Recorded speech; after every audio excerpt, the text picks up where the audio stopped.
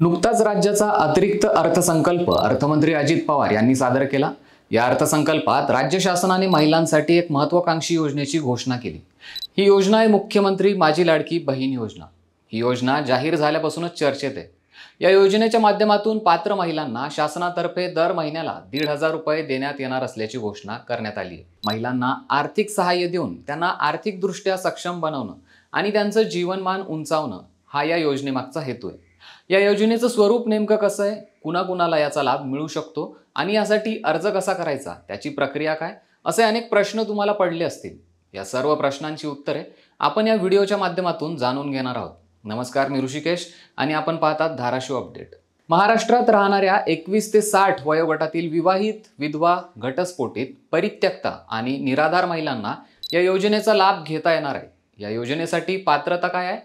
या योजनेच्या लाभासाठी लाभार्थी महिला ही राज्याची रहिवासी असणं गरजेचं आहे। राज्यातील विवाहित, विधवा, घटस्फोटित, परित्यक्ता आणि निराधार महिला यासाठी अर्ज करू शकतात।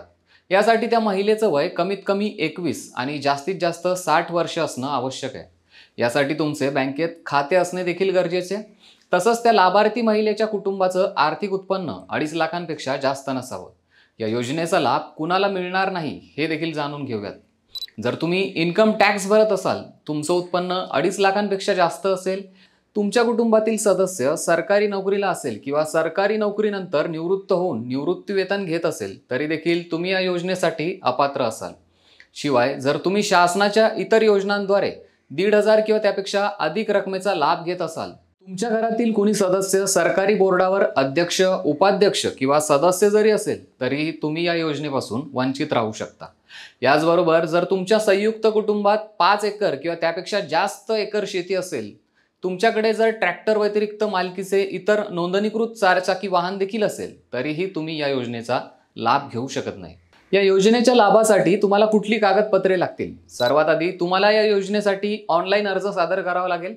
यानंतर स्क्रीनवर दिसणारी ही कागदपत्रे तुम्हाला सादर करावी लागतील। आता मुख्यमंत्री माझी लाडकी बहीण योजनेचा अर्ज कसा भरायचा? तर या योजनेसाठीचा अर्ज तुम्हाला पोर्टल, मोबाईल ॲप किंवा थेट सेतू सुविधा केंद्राद्वारे ऑनलाईन पद्धतीने भरता येईल। ज्यांना ऑनलाईन अर्ज करता येत नाही अशा महिलांसाठी अंगणवाडी केंद्र, बाल विकास प्रकल्प अधिकारी कार्यालय, ग्रामपंचायत कार्यालय, सेतू सुविधा केंद्र इथे अर्ज भरण्याची सुविधा उपलब्ध असेल। भरलेला अर्ज अंगणवाडी केंद्रात, बाल विकास प्रकल्प अधिकारी कार्यालय, सेतू सुविधा केंद्रात नियुक्त कर्मचाऱ्यांद्वारे ऑनलाईन पद्धतीने दाखल करण्यात येईल। अर्ज दाखल केल्यानंतर याची पोचपावती सुद्धा तुम्हाला दिली जाईल। अर्ज भरण्याची ही संपूर्ण प्रक्रिया विनामूल्य असेल। यासाठी कुठलंही शुल्क लागणार नाहीये। अर्जदार महिलेने स्वतः त्या ठिकाणी उपस्थित राहावे, कारण या प्रक्रियेत महिलेचा थेट फोटो काढून ई-KYC करणं गरजेचं असतं। यासाठी महिलेनं कुटुंबाचं ओळखपत्र म्हणजे रेशन कार्ड आणि स्वतःचं आधार कार्ड सोबत ठेवणं आवश्यक आहे। 1 जुलैपासूनच या योजनेची अर्ज भरण्याची प्रक्रिया सुरू करण्यात आली। 15 जुलै ही अर्ज दाखल करण्याची अंतिम तारीख असेल। यानंतर लाभार्थी महिलांची अंतिम यादी ही 1 ऑगस्ट 2024 रोजी प्रकाशित केली जाईल। 14 ऑगस्ट पासून हा निधी खात्यात जमा व्हायला सुरुवात होणार आहे। यानंतर प्रत्येक महिन्याच्या 15 तारखेला रक्कम तुमच्या खात्यात जमा असेल।